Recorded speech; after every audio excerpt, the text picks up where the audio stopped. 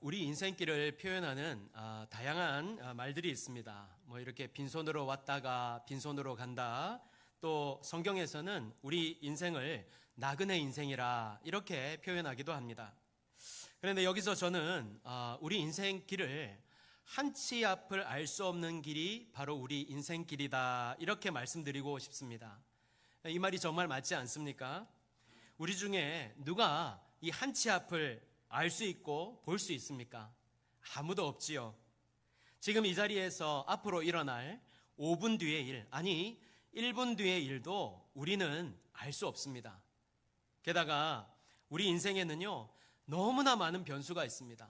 뭐 이렇게 평안한 것 같다가 갑자기 일이 생기고 또 갑자기 일이 생겼다가 또 또 잠잠하고 이게 계속해서 이렇게 물결을 치듯이 굴곡을 치며 살아가게 되지요. 그렇기에 인간은요 무언가를 자꾸만 의지하려고 하고 붙잡으려고 하는 것입니다. 왜냐하면 그것이 나의 미래를 보장할 것 같고 나를 지켜줄 것 같기 때문입니다. 그래서 이 시대 사람들은요 그렇게도 돈을 쫓아 살아가는 것입니다. 왜냐하면 돈이 있으면 미래가 든든할 것 같고 내 인생이, 내 미래가 안전할 것 같기 때문입니다. 그렇게 생각하기 때문이지요. 그런데 정말 그럴까요? 저는 그렇지 않다고 생각합니다. 물론 일시적인 도움은 줄 수 있습니다. 그러나 그것이 우리 인생을 붙들어주고 완전히 보장해 줄 수는 없습니다. 그렇다면 이렇게 한 치 앞을 볼 수 없는 우리 인생, 수많은 변수가 있는 우리 삶에 무엇을 우리가 붙들고 살아가야 할까요? 오늘 본문은 우리에게 무엇을 붙들고 살아가야 할지를 분명하게 보여주고 있는데요. 함께 살펴보면서 하나님의 은혜를 나누고자 합니다. 자, 이스라엘 백성들이 이제 오랜 광야 생활을 끝내고 드디어 하나님이 약속하신 이 약속의 땅, 가나안, 그 가나안을 목전에 두었습니다. 오늘 본문에는 이 상황에서 여호수아가 백성들에게 이제 명령을 내리고 있는 모습인데요. 그런데 백성들 앞에 한 가지 문제가 있었습니다. 그것은 먼저 이 요단을 건너야 한다는 것이었습니다. 요단강을 건너야 한다는 것이었지요. 자, 우리 사진을 한번 볼까요?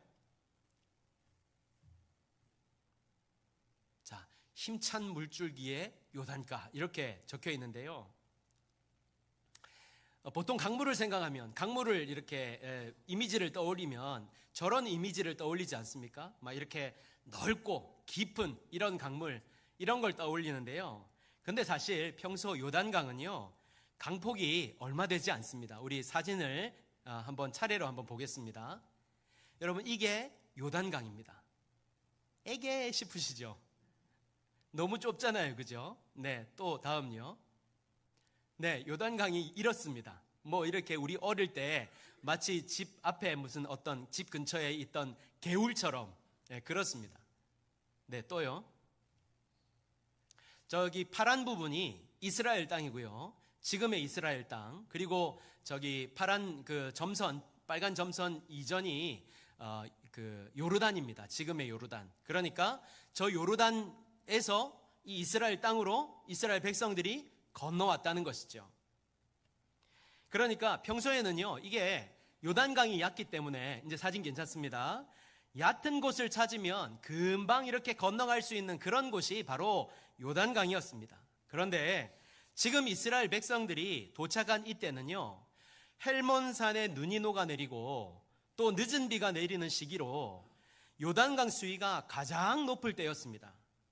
그러면 이 요단강이 막 이렇게 범람을 하기 시작하는데요. 범람할 때는 깊이가 약 3m에서 5m 정도 되고 폭은 수십 미터 이상, 어떤 학자들은 1km 이상 될 수도 있었을 것이다. 이렇게 이제 주장을 합니다. 그러면 이게 무슨 뜻이지요? 사실상 사람이 건너는 것은 거의 불가능하다. 이걸 이제 말씀하고 있는 거죠. 그런데 하나님은 왜 하필 이때 건너라고 하는 것일까요? 아니 어차피 40년 동안 광야 생활을 했는데 수위가 좀 낮아질 때까지 기다리면 되는 건 아닙니까? 근데 왜 하필 하나님은 이때 건너라고 말씀하는 것일까요? 사람의 능력이 아니라 하나님의 능력을 드러내기 위해서였습니다. 다시 말해서 지금까지 내가 너희를 도와주고 인도한 것처럼, 이끌어준 것처럼 이곳에서도 내가 너희를 도와주고 인도하시겠다는 분명한 메시지를 이 이스라엘 백성들에게 지금 주고 있는 것입니다. 그리고 백성들에게 그래서 너희는 하나님만 의지하며 살아야 한다라는 사실을 말씀하고 있는 것입니다.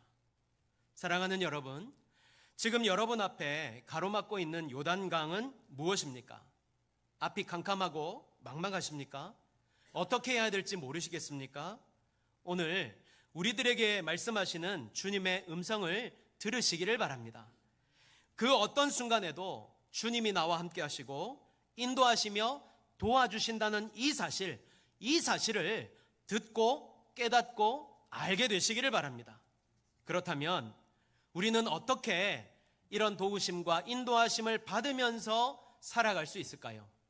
첫 번째, 우리 삶에는요, 말씀이 기준이 되어야 됩니다. 말씀이 기준이 되어야 됩니다. 자, 이런 막막한 순간 눈으로 보면 결코 건널 수 없는 이런 상황입니다. 근데 이때 하나님이 무엇을 보라고 말씀하시죠? 3절입니다. 백성에게 명령하여 이르되 너희는 레위 사람 제사장들이 너희 하나님 여호와의 언약궤에 매는 것을 보거든. 이렇게 말씀하고 있습니다. 요단강이 아니라 지금 너희 앞에 펼쳐지는 눈앞에 있는 그 요단강이 아니라 언약궤를 바라보라 이렇게 말씀하고 있어요. 근데 왜 언약궤를 바라봐야 되는 것일까요?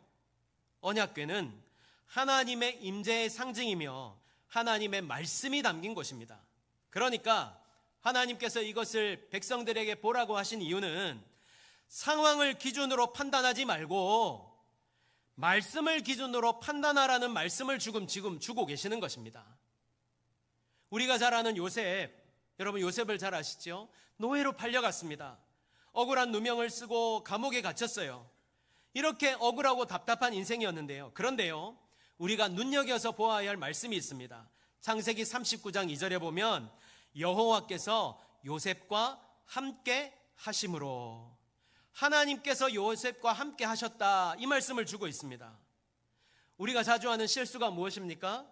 상황이 좋으면 하나님께서 나와 함께 하시는가 보다 이렇게 생각을 해요. 근데요, 상황이 좋지 않으면, 상황이 나쁘면 아유 안 되는가 보다, 하나님이 함께 하시지 않는가 보다 이렇게 생각을 합니다. 물론 우리가 겉으로는 그렇게 말하지 않지만 어려움을 만날 때나 힘든 일을 만나고 답답한 일을 만나면요, 하나님이 함께 하시지 않는 것으로 생각하는 경향이 있습니다. 왜 이렇게 되는 것일까요? 왜 이렇게 되지요? 상황이, 환경이 나를 지배하기 때문입니다. 그것이 기준이 되기 때문인 것이죠. 그래서 그것만 바라보게 되는 것입니다.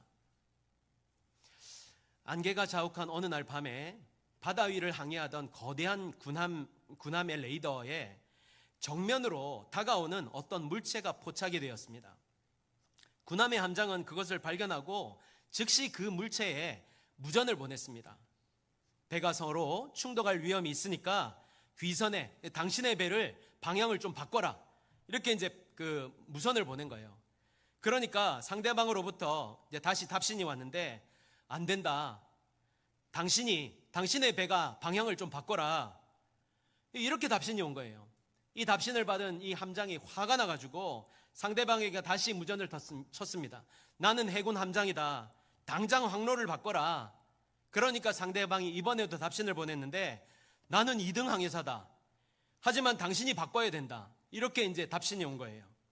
함장이 마지막으로 너무너무 화가 나가지고 마지막으로 경고를 했습니다.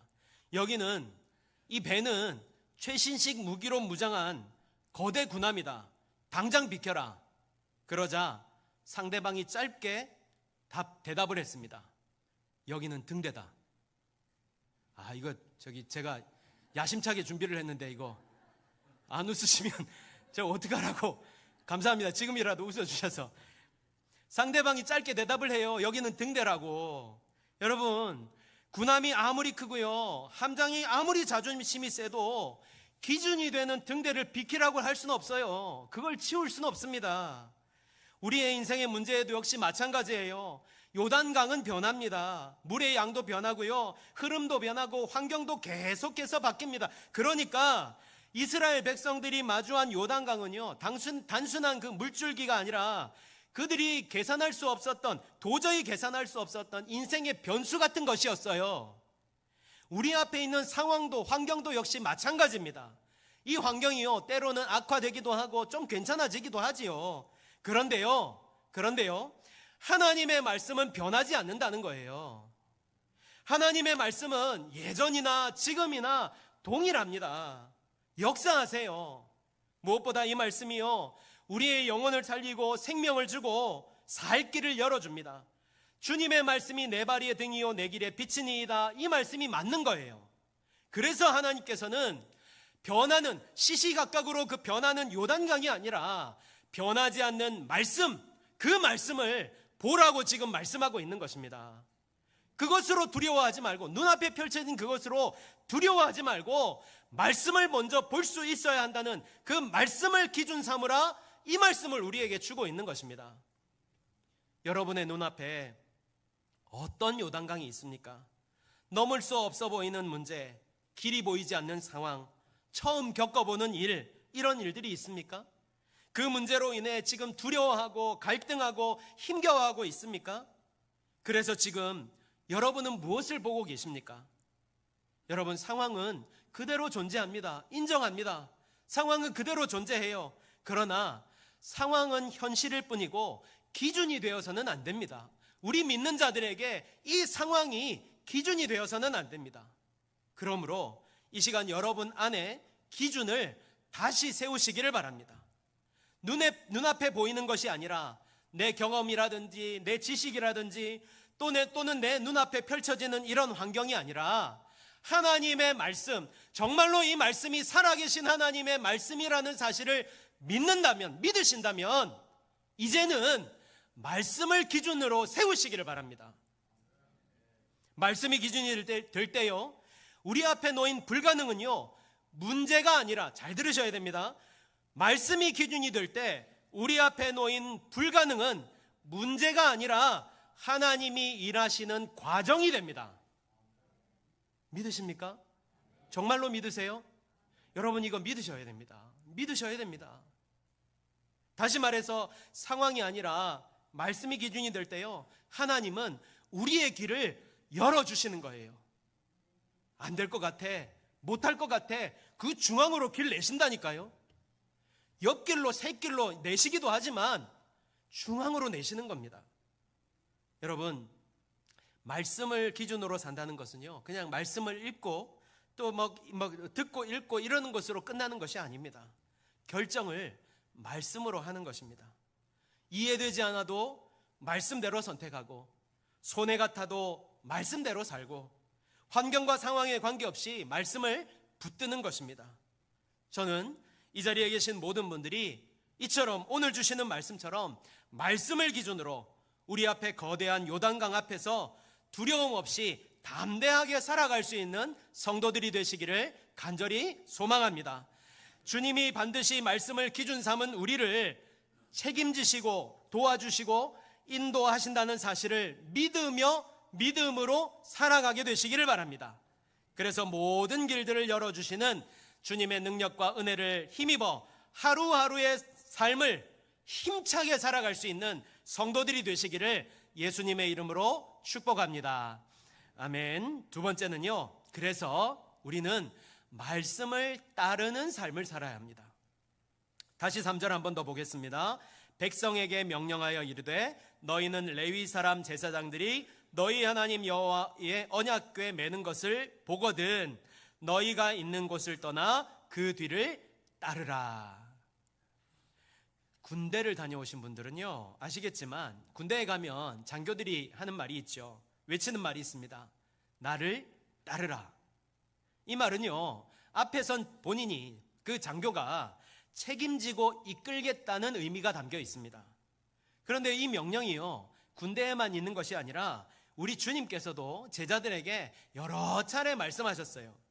마태복음 4장 19절에 말씀하시되 나를 따라오라 내가 너희를 사람을 낚는 어부가 되게 하리라 하시니 라고 말씀하고요, 마태복음 9장 9절에서는 세리 마태에게 나를 따르라 하시니 일어나 따르니라, 일어나 따랐다, 이렇게 말씀하고 있어요. 그리고 사실 마태복음뿐만 아니라 마가복음, 누가복음, 요한복음, 모든 복음서에서 여러 번 이 말씀이 나옵니다.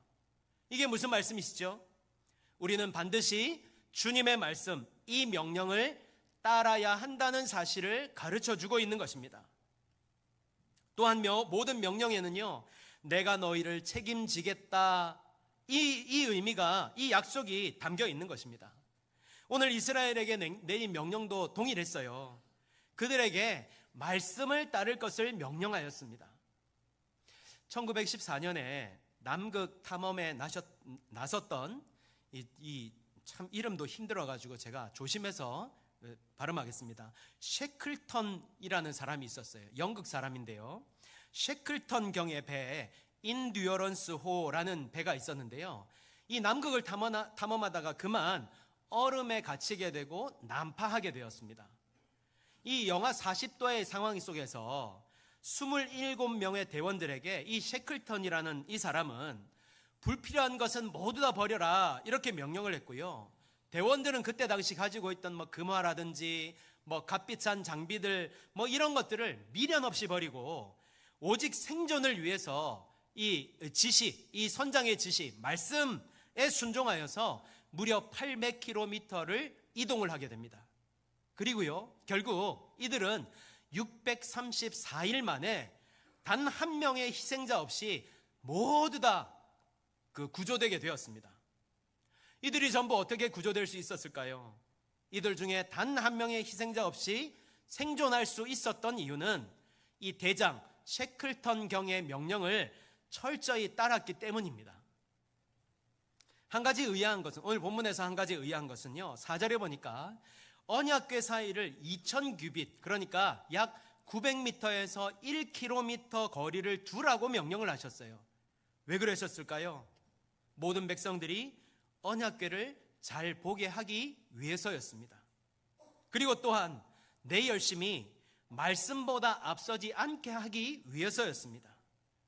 이스라엘 백성들이 요단강 앞에서 자신들의 경험을 버리고 언약궤 뒤를 한 1km 떨어져서 묵묵히 따랐던 것처럼 제자로 부름받은 우리 제자의 삶은 내 계산을 버리고 말씀이 가라는 곳까지 가고 말씀이 멈추라고 말씀하는 그곳에서 멈추는 그때에 죽음의 강이 생명의 길이 된다는 사실을 지금 우리에게 가르쳐 주는 것입니다. 이것이 따름의 핵심인 것입니다. 여러분, 우리는요, 말씀을 따르는 사람이 되어야 됩니다. 말씀에 순종하며 살아야 되는 것이죠. 이스라엘 백성들은 이 말씀, 이 명령을 따라 움직였습니다.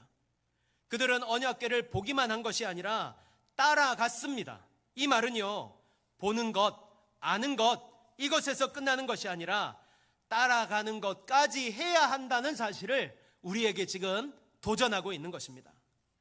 갈릴리 바다에서 평생을 고기 잡으면서 살았던 이 베드로에게 주님이 찾아오셔서 말씀하셨지요. 나를 따라오라. 나를 따라오라. 그가 어떻게 하였습니까? 생각하지 않았습니다. 계산하지 않았어요. 미래를 따져보지도 않았습니다. 그는 즉시 배와 그물을 버려두고 예수님을 따랐습니다. 중요한 것은요, 한 번만 따른 것이 아니라 끝까지 따라갔어요. 물론 예수님 따라가면서 베드로가 어떻게 했습니까? 넘어지기도 했습니다. 실수하기도 했어요. 물 위를 걷다가 빠지기도 했고, 심지어 예수님을 부인하기도 했고, 또 갑자기 모든 것을 다 버려두고 나는 고기 잡으러 가노라 하면서 그냥 가버리고 막 이런 모습을 우리에게 보여주었죠. 그러나 그는 결국 주님을 따르는 제자가 되었습니다. 주님을 따르는 자로 살았습니다. 이것이요, 제자입니다. 제자는 완벽한 사람을 말하는 것이 아닙니다. 여러분, 우리 중에 누가 완벽합니까? 다 부족하고 다 연약하지요. 그러나 그 연약하고 부족함 가운데 그럼에도 불구하고 끝까지 십자가 바라보고 주님 바라보고 주님을 따르는 그런 사람, 그런 한 사람을 오늘도 주님은 찾으신다는 말입니다. 여러분, 다시 한번 말씀드립니다. 보는 것으로 멈추면 안 됩니다. 보는 것은요, 구경꾼입니다. 아는 것으로 끝나도 안 됩니다. 따라가야 합니다. 문제는 우리 앞에 있는 요단강이 여전히 넘쳐 흐르고 있다는 사실입니다. 우리가 따르겠습니다, 믿습니다, 이러면 갑자기 막 요단강이 열려야 되는데 우리의 현실은 그대로일 수 있다는 것입니다. 무섭게 흐르고 있죠. 그래서 우리가 주저하기도 하고 또 두려워서 힘들까봐 안 될까봐 이렇게 머뭇거리는 것입니다. 그러나 그럼에도 불구하고 이스라엘 백성들은 말씀을 따랐습니다. 이해가 되었기 때문에 따라간 것이 아니라요, 하나님을 믿었기 때문에 발을 내디딜 수 있었던 거예요. 여리고성을 앞둔 이스라엘 백성들도 그저 성을 돌라는 말씀이 이해되지 않았을 겁니다. 어떻게 이해되겠습니까? 아무 말 없이 침묵하고 성을 돌라니요. 그러나 그들은 이해되지 않아도요, 믿음으로 순종하여 성을 돌았습니다. 그리고 마침내 그들은 믿음으로 순종하여 말씀을 따름으로 말미암아 성이 함락되는 것을 보았습니다. 무너지는 것을 보았습니다. 사랑하는 여러분, 지난주에도 이어 오늘 다시 말씀드립니다. 여러분이 주님 앞으로 나아가지 못하도록 방해하는 것은 무엇입니까? 무엇을 보며 두려워하고 주저하고 계십니까? 오늘 여러분을 다시 초대합니다. 오늘 말씀이 여러분을 다시 부르십니다. 이제는 말씀을 내 삶의 기준으로 삼아야 한다. 이제는 주님을 따르는 삶을 살아야 한다. 저는 이 자리에 계신 모든 분들이 오늘 이 부르시는 부르심의 말씀을 듣고 깨닫고 오직 말씀을 기준으로 사는 성도, 말씀을 따르는 성도들이 되시기를 예수님의 이름으로 간절히 축복합니다. 아멘. 결론의 말씀을 드립니다. 저는 오늘 이 말씀을 준비하면서요, 한 가지를 좀 생각했습니다. 과연 이 말씀이, 오늘 우리가 나눈 이 말씀이, 물론 이 자리에 계신 분들은 다 믿음이 좋으셔서 아멘 하면서 이렇게 받으시지만 이게 사실은 우리 현실 속에서 얼마나 와닿을까, 이런 생각이었습니다. 왜냐하면 지금 드린 이 말씀, 이 설교가요, 지금 우리가 살아가고 있는 이 세상에서 보통 사람들이 듣기에 너무나 뜬구름 잡는 것 같은 말씀일 수도 있기 때문입니다. 한번 생각해 볼까요? 지금 우리가 사는 세상은 결코 정상적이거나 건강한 방향으로만 흘러가고 있지는 않습니다. 성경에서 말하는 주님이 가르쳐 주신 말씀대로 성실하게 또 정직하게 바르게 살아가는 그 삶의 가치는요, 점점 이렇게 약화되고 쉽고 빠르게 얻는 성공, 눈에 보이는 결과, 당장의 이익을 더 추구하게 만드는 그런 시대에 우리가 지금 살고 있습니다. 그리고 실제로 그렇게 살아가는 사람, 소위 말하는 그렇게 해서 성공한 사람들이 많이 생겨나고 있습니다. 이런 상황 속에서 우리가 지금 하나님의 말씀을 기준으로 살아야 한다? 말씀보다 우리 시선을 사로잡고 눈에 보이는 명확한 현상들이 지금 우리 눈앞에 얼마나 많이 일어나고 있는데 말씀을 따르는 자가 되어야 된다? 세상에 우리의 삶을 보장하는 것처럼 보이는 것들이 얼마나 많은데 지금 이렇게 비현실적인 이야기 같은 것을 하고 있다는 말입니까? 나누고 있다는 말입니까? 그래서 말씀이 기준이 되는 삶을 살아야 한다, 말씀을 따르는 삶을 살아야 한다는 이 말이 어떤 이들에게는 너무나 우습고 허망한 이야기, 현실과 너무나 동떨어져도 한참을 동떨어진 이야기처럼 들릴 수 있다는 말입니다. 그러나 여러분, 정말 그럴까요? 맞습니다. 지금 우리가 살고 있는 이 세상은요, 너무나 다양하고 화려한 것들을 보여주면서 우리를 미혹합니다. 불확실한 미래에 보장될 만한 가장 확실한 물질을 보여주면서 그것을 쫓으라, 그것을 따르라, 이렇게 말을 합니다. 이런 세상에서 우리는 왜 이런 옛날 이야기와 같은 말씀을 기준으로 그것을 바라보고 쫓으며 따라가며 살아가는 그런 사람이 되어야 할까요? 그것은 믿는 자들에게 소망은 이 땅이 아니기 때문입니다. 우리의 시민권은 하늘에 있고 우리는 영원한 하나님의 나라를 바라보며 사는 사람들이기 때문입니다. 다시 말해서 우리가 살 곳은 이곳, 이 땅이 아니라 영원한 저 천국이기 때문입니다. 그래서 우리는 세상이 아무리 이것이 옳다, 이것이 진리다, 이것을 따라야 한다, 그렇게 확실하게 하는 것을 보여준다 해도 하나님의 백성은 비록 보이지 않아도, 느끼지 못한다 해도 주님을 바라보고 따라가는 삶을 살 수 있어야 하는 것입니다. 말씀을 기준으로 말씀을 따라 삶을 살아가야 하는 것입니다. 무엇보다도 여러분, 마지막으로 이것을 꼭 기억하십시오. 누가 뭐라 해도, 세상이 아무리 떠들어댄다 하더라도 예수님을 기준으로 주님만을 바라보며 주님을 쫓는 자, 주님을 따라가는 자는 하나님이 그 인생을 책임져 주십니다. 그 인생뿐만 아니라 대대손손 하나님이 그 후손들에게도 축복의 은혜를 내려주십니다. 하나님은 반드시 가장 선한 방법으로 인도하여 주시고 도와주시며 이 땅에서도 또 내세에서도 복된 삶을 살게 하십니다.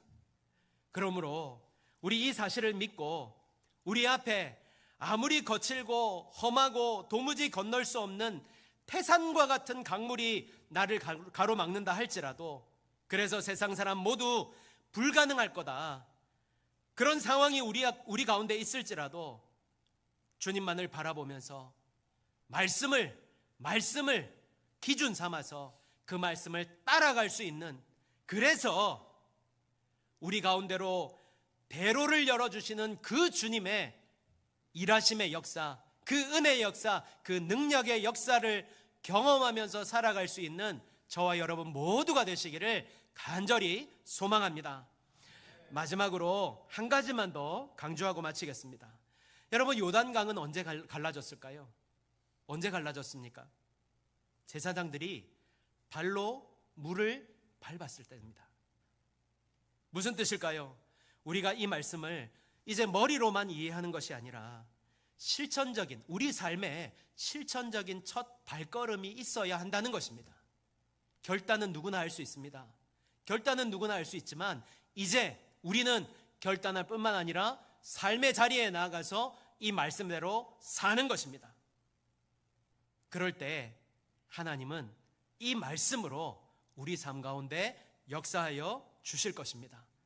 이 사실을 꼭 믿으면서 이번 한 주간도 말씀을 기준으로 말씀을 따라 사는 성도들이 되시기를 축복합니다.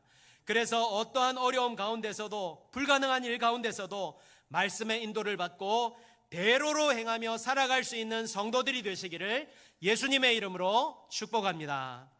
아멘.